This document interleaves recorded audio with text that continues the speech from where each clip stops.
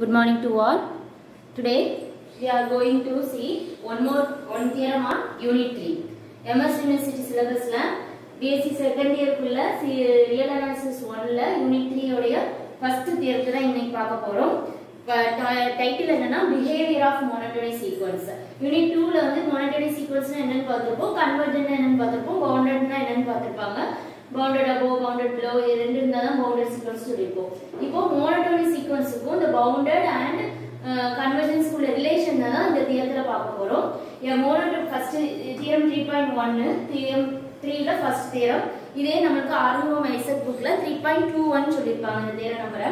A monotonic increasing sequence which is bounded above and converges to its least upper bound சொல்றாங்க.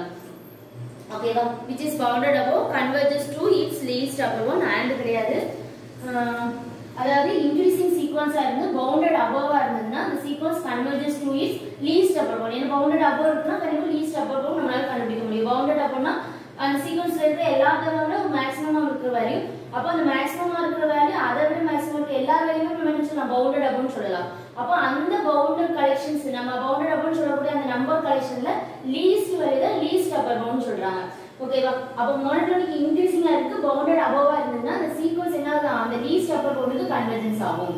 அதே மாதிரி monotonic இன்கிரீசிங்கா இருந்து above bounded above இல்லைன்னா அது என்ன ஆகுமா, டைவர்ஜஸ் டு இன்ஃபினிட்டி.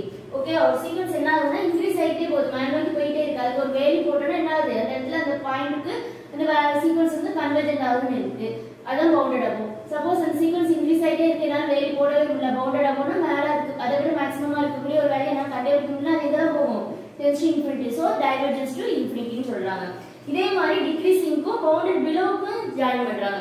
டிக்ரீசிங்னா குறைஞ்சிட்டே போறது, அப்போ அதை விட கம்மியா இருக்கக்கூடிய வேல்யூ பவுண்டட் பிலோன்னு சொல்லுவோம். அப்போ a monotonic decreasing sequence which is bounded below, கீழ அதுக்கு bounded below இருந்ததுன்னா என்ன ஆகும், ஒரு சீக்வென்ஸ் குறைஞ்சிட்டே வருது, அதுக்கு நம்ம வேல்யூ போடுறோம், அதுதான் என்னது bounded below, lower bound இருக்குன்னு சொல்றோம். அப்போ நம்ம சீக்வென்ஸ் என்ன ஆகுதுன்னா அந்த lower boundக்கு கன்வர்ஜென்ஸ் ஆகும். என்னால வேல்யூ போட முடியல, அப்போ பவுண்டட் பண்ண முடியலனா goes to minus infinity. minus infinity என்ன சொல்றோம், diverges to minus infinity. அதுதான் fourth statement. third statement என்ன சொல்றாங்க, a monotonic decreasing sequence which is bounded below then converges to its GLB. a monotonic decreasing sequence which is not bounded below, என்னால கீழ வந்து அதுக்கு bounded பண்றதுக்கு ஒரு value போட முடியல, so it goes to minus infinity.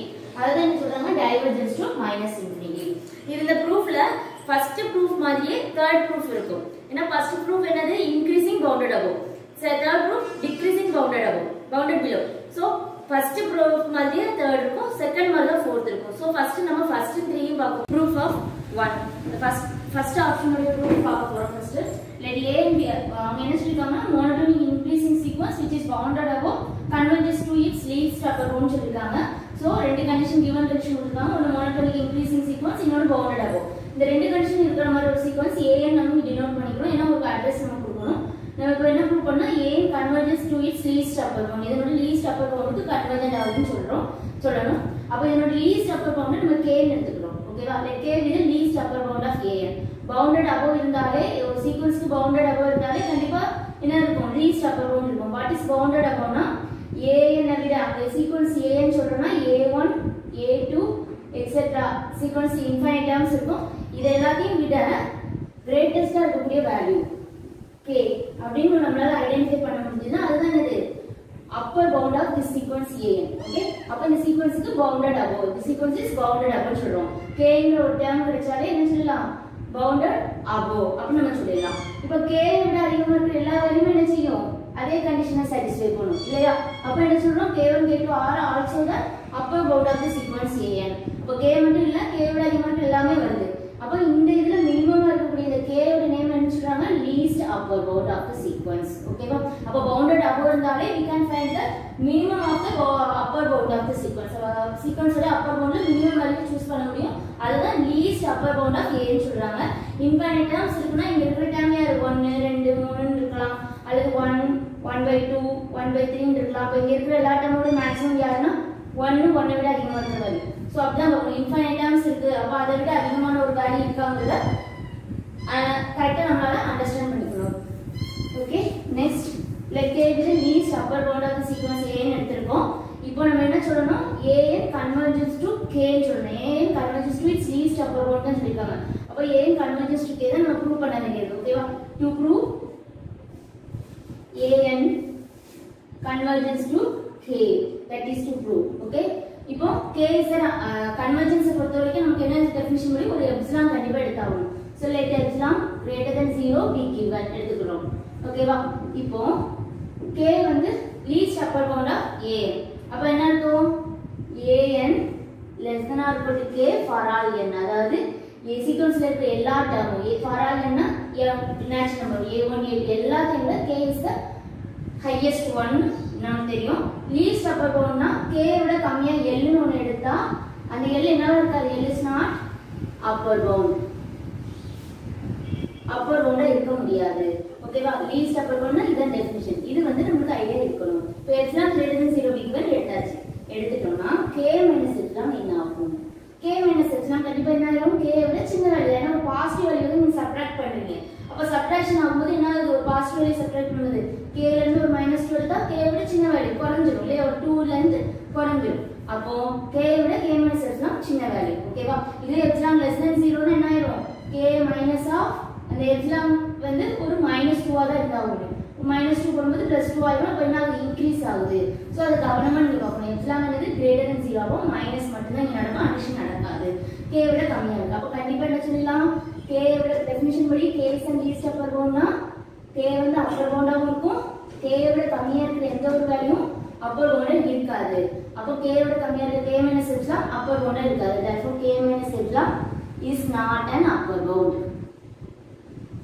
okay இப்போ k minus epsilon is not upper bound னா upper bound என்ன சொல்லுவோம் upper bound னா அங்க இருக்கிற எல்லா டேர்ம்லயே a1 a2 a3 எல்லாமே இந்த k விட சின்னதுன்னு சொல்லுவோம் a1 less than or equal to k a2 less than or equal to k a3 less than or equal to k so இந்த சீக்வென்ஸ்ல இருக்க எல்லா டேர்முமே less than or equal to k ன்னு சொல்லுவோம் எப்போ upper bound இல்லன்னு சொல்லுவோம் ஏதோ ஒரு இடத்துல இந்த கண்டிஷன் சாட்டிஸ்ஃபை பண்ணலாம் greater than k வந்தாலே என்ன அர்த்தம் the sequence k is not upper bound of this sequence k வந்து இந்த சீக்வென்ஸ்க்கு upper bound ன்னு சொல்லுவோம் ஏதாவது ஒரு இடத்துல மிஸ்டேக் ஆனாலே நம்ம என்ன சொல்ல மாட்டோம் k upper bound ன்னு சொல்ல மாட்டோம் அப்ப k minus epsilon is not upper bound னா ஏதோ ஒரு am directrix am செக்ஷனல் ஏதாவது ஒரு இடத்துல directrixனா ஏதாவது ஒன்னு am sectional am greater than k minus m ஓகேவா k minus m விட அதிகமா இருக்குது upper bound இல்லாம இருக்குது therefore there is am sectional am greater than k minus epsilon நம்ம சொல்லிட்டோம் அடுத்து நம்ம என்ன யூஸ் பண்ண போறோம்னா am is monotonic increasing சொல்லிட்டாங்க அதை யூஸ் பண்றோம்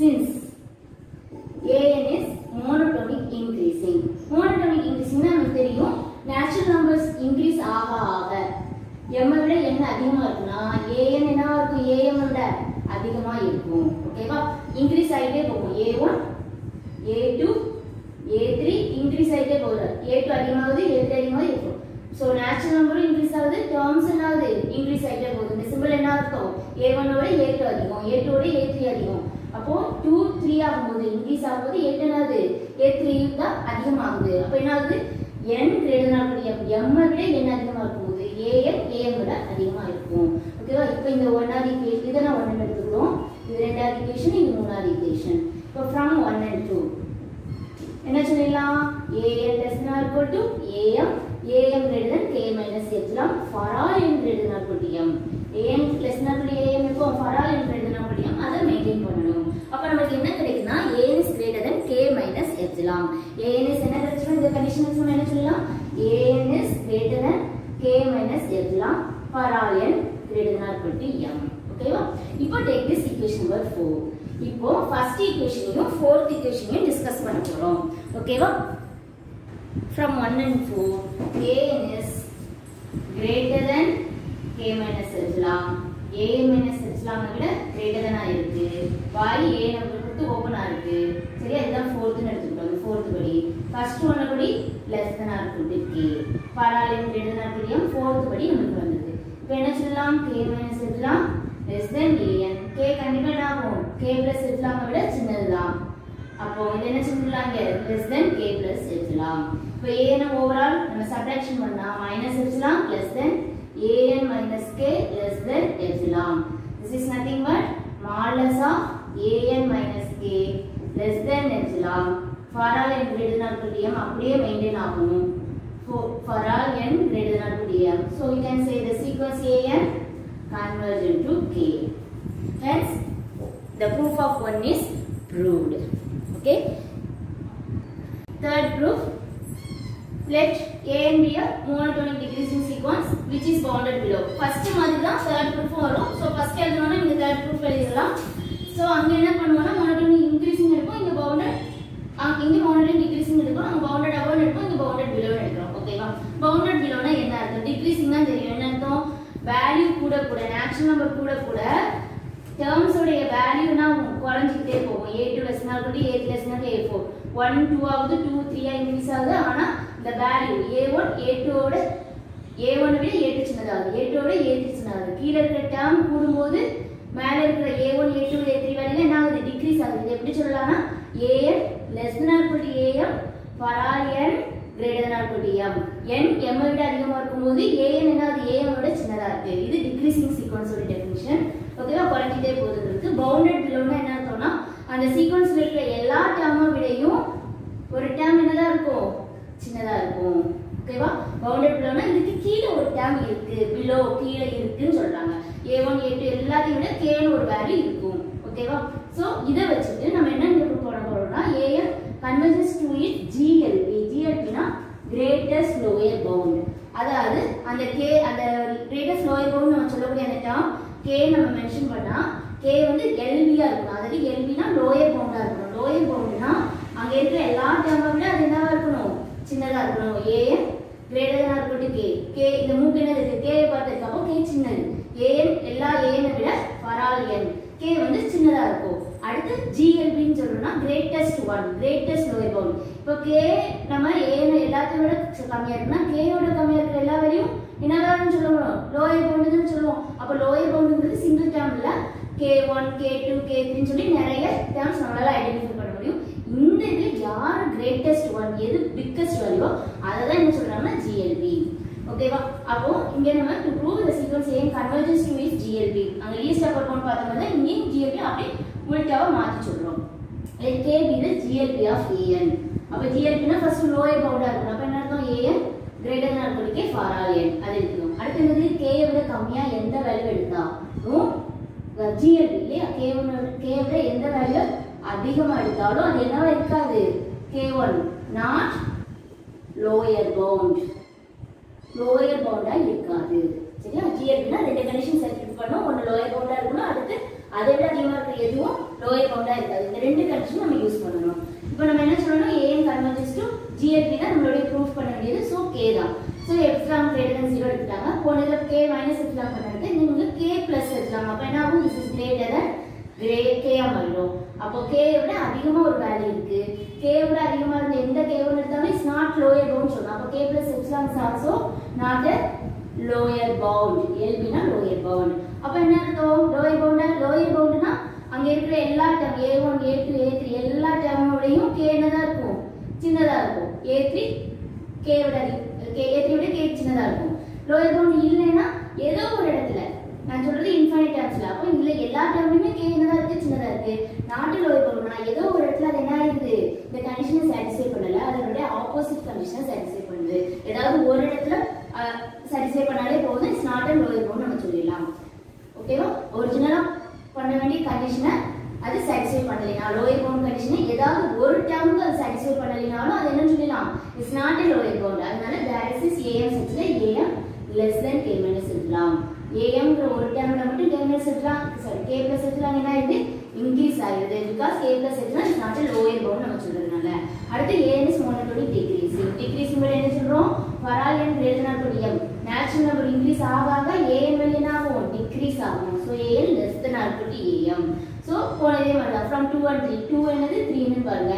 an less than or equal to am less than k plus எடுக்கலாம். அப்ப இந்த டைரக்ஷன் அப்படியே சேஞ்ச் ஆகும். ஓகே? அடுத்து அப்ப இதுல இருந்து நம்ம என்ன டிசைட் பண்ணலாம்? an is less than k minus epsilon for all n greater than or equal to m decide பண்ணலாம். from 1 and 4 போனது மாதிரி தான் 1 and 4 ஐயும் கம்பேர் பண்றோம். ஒன்னாவது ஈக்குவேஷன்ல an வந்து greater than or equal to k ன்னு சொல்லிருக்கோம். அப்போ an வந்து k விட அதிகமா இருக்கு. மாத்திடுவோம்.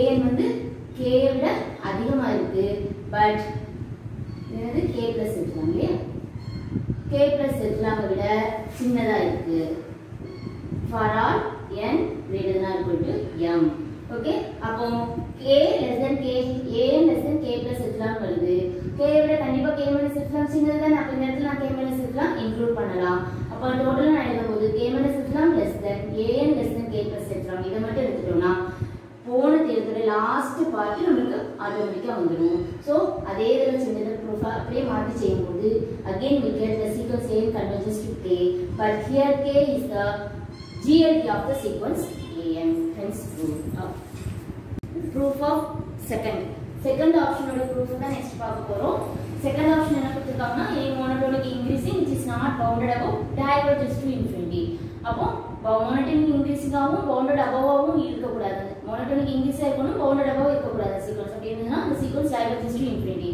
so அந்த மாதிரி ஒரு sequence a நம்ம நேம் கொடுத்துறோம் let a and b of monotonic increasing sequence which is not bounded above na we know the definition bounded above illena we need to understand நமக்கு தெரியணும் we need to know how can we write the definition for not bounded above எப்படி எழுதணும்ன்றது நமக்கு தெரியணும் bounded above னா நமக்கு தெரியும் their axis a real number k greater than 0 ஏதாவது ஒரு பாசிட்டிவ் ரியல் நம்பர் எடுத்தா their axis a real number k greater than 0 னா என்னன்னா நமக்கு நிறைய பாசிட்டிவ் ரியல் நம்பர் இருக்கும் அதுல ஏதாவது ஒன்னு எடுத்தா அந்த ஒரு ரியல் நம்பர் an சீக்வென்ஸ்ல இருக்கிற எல்லா a for all n எல்லா an விடையும் a1 a2 எல்லாத்துக்கும் greater than இருந்தா the sequence is bounded above k is the upper bound bounded above இல்லைன்னா என்ன அர்த்தம்னா எந்த k எடுத்தாலும் ஏதாவது ஒரு k இருந்ததுனாலே போதும் எனக்கு bounded above னு சொல்லிடுவோம் bounded above இல்லைன்னா என்னால ஒரு k ஏதாவது ஒரு k கூட என்னால கண்டுபிடிக்க முடியல அப்ப ஏதாவது ஒரு k கூட கண்டுபிடிக்க முடியலனா for all k எந்த ஒரு k கொடுத்தாலும் for any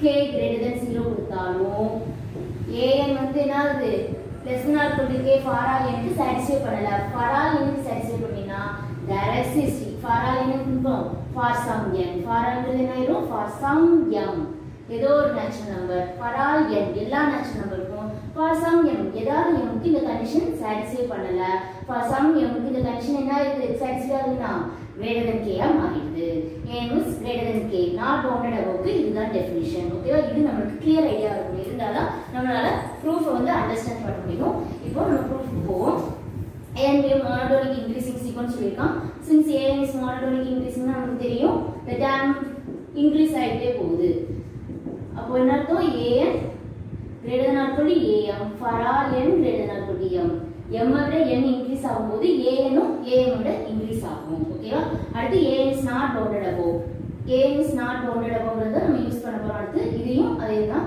நம்ம என்ன ப்ரூவ் பண்ணனும் an diverges to infinity divergence to infinity என்ன டெஃபினிஷன் பாருங்க let k greater than 0 be any real number such that an greater than k for all n greater than or equal to m இதுதான் நம்மளோட definition so அதுக்கு நமக்கு ஒரு positive real number k தேவை so let k greater than 0 be any real number னு எடுத்துக்கறாங்க okay any real number னு எடுத்துக்கறாங்க இப்போ நம்ம கையில இருக்கிற ரெண்டு கண்டிஷன் யூஸ் பண்ண போறோம் not bounded above தான் ஃபர்ஸ்ட் யூஸ் பண்றோம் since an is not bounded above ஸ்டார்டிங்லயே சொன்னேன் not bounded above க்கு என்ன சொல்றோம் not bounded above க்கு எந்த ஒரு k கொடுத்தாலும் there exists am such that am is greater than k for some m for some m ங்கறத நாங்க there exists am சொல்லிருக்கோம் ஓகேவா அவ்வளவுதான் for some m நான் சொல்லிருக்கோம் ஸ்டார்டிங்ல அதான் there exists am ஃபர்ஸ்ட் கொடுத்துறோம் இப்போ என்னது there exists am such that am greater than k first monotonic increase க்கு என்ன கொடுத்திருந்தோம் இப்போ என்ன கிடைச்சிருக்கு இது ரெண்டையும் ஜாயின் பண்றோம் from 1 and 2 from 1 and 2 படி நமக்கு என்ன கிடைக்கும்னா an is greater than or equal to am greater than k for all n greater than or equal to m first இது மூலமா நமக்கு கிடைக்குது ஃபர்ஸ்ட் ஈக்குவேஷனால கிடைக்கக்கூடியது கரெக்ட்டா எழுதிடணும் எல்லாத்தையும் எழுதிடணும் அப்போ from this we can get an greater than k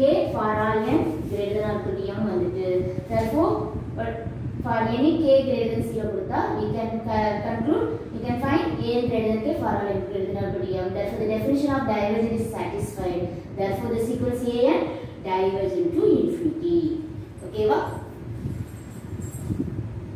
next proof of 4 similar as proof of 2 மாதிரி தான் இங்க a and b monotonic decreasing எடுத்துக்கிறோம் which is not bounded below எடுத்துக்கிறோம் monotonic decreasing னா நமக்கு தெரியும் n வேல்யூ கூட கூட an வேல்யூ என்ன ஆகும் குறைஞ்சிட்டே போகும் an விட கம்மியா இருக்கும் an வேல்யூ குறையும்ன்றதுனால அதை நோக்கி ஸ்மூத் இருக்கிற மாதிரி சிம்பிள் வரையறுக்கிறோம் அடுத்து நம்ம என்ன ப்ரூவ் பண்ண போறதுல டைவர்ஜென்ஸ் டு மைனஸ் இன்ஃபினிட்டி அப்ப நம்ம ப்ரூவ் பண்ண வேண்டியது divergence to minus infinity k அப்ப எப்படி எடுக்கணும் less than 0 ன்னு எடுக்கணும் டெஃபினிஷன் படி divergence to minus infinity definition படி k less than 0 ன்னு எடுக்கணும் which is not bounded since an is not bounded below இல்லன்னு சொல்றாங்க அப்ப bounded below க்கு என்ன டெஃபினிஷன் போனதுல bounded above க்கு என்ன டெஃபினிஷன் பார்த்து தான் என்ன செஞ்சோம் not bounded below க்கு அதை எப்படி கன்வெர்ட் பண்ணனும் பார்த்தோம் அதே மாதிரி இங்க bounded below க்கு என்ன டெஃபினிஷன் பார்ப்போம் there is k less than 0 such that an greater than or equal to k for all n bounded below க்கு இதுதான் டெஃபினிஷன் அப்ப இல்லன்னு சொல்லும்போது there exists என்னவாகும் for all ஆகும் for any k less than 0 for all n க்கு என்ன ஆகும் for some n அப்ப am does not satisfy the condition for some m ஓகேவா for some m நான் சொல்றது மட்டும் நோட் பண்ணிக்கோங்க for some தான் எழுதிருக்கேன் for some m am doesn't satisfy the condition row bounded below க்குள்ள condition satisfy பண்ணாது அப்ப என்ன அர்த்தம் am less than k for some m வரும் ஓகேவா இத தான் நம்ம யூஸ் பண்ண போறோம் k less than 0 be any real number எந்த ஒரு real numberம் கொடுத்துட்டாங்க அப்ப am is not bounded below னா for some m தான் there exists m அல்லது am போனது மாதிரி such that am doesn't satisfy the condition of bounded below condition satisfy பண்ணாது அப்ப அது என்ன condition satisfy பண்ணுது less than k ங்கற condition satisfy பண்ணுது take this equation number 2 from 1 and 2 again we have an less than or equal to am less than k for all n greater than or equal to m first equation ல இருக்கக்கூடிய for all n greater than or equal to m எடுத்துக்கணும் so we have என்ன கிடைச்சிட்டு a less than k for all n greater than or equal to m அப்ப எந்த ஒரு negative less than 0 k கொடுத்தாலும் a is less than k for all n greater than or equal to m நமக்கு கிடைக்கும் this is the definition of divergent to minus infinity so we can say the sequence a divergent to minus infinity